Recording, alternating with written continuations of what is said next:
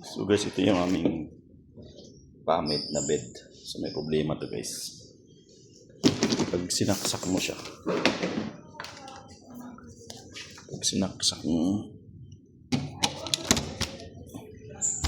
So ito yung nangyayari. Nagbiblink.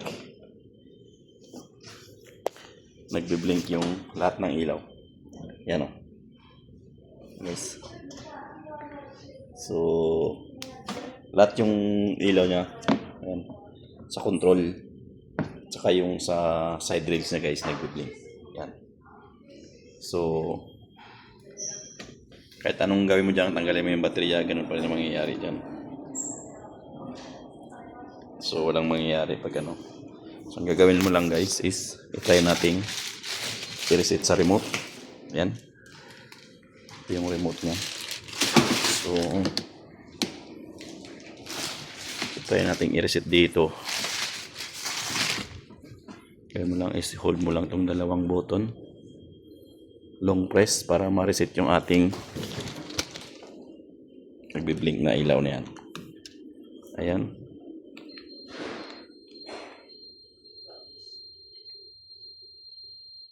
Ayan. So pag nawala na yun, no? So nawala na yung ating beep, nawala na yung ating blink.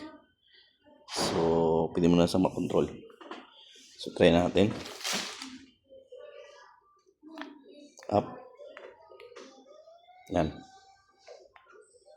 Yan guys, tumataas na siya. So okay na. Okay na siya. So headrest gumagana. Up. Down.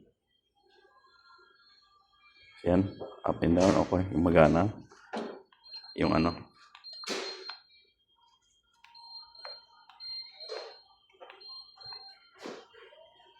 Gumagana siya. Yun. Tapos up and down.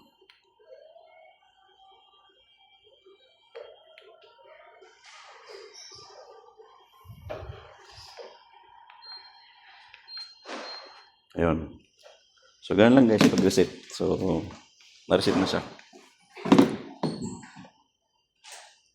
Dito.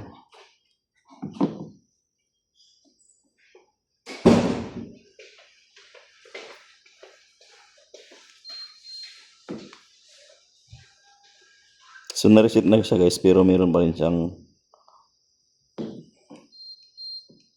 ito, gumagana naman siya kahit nag-alarm.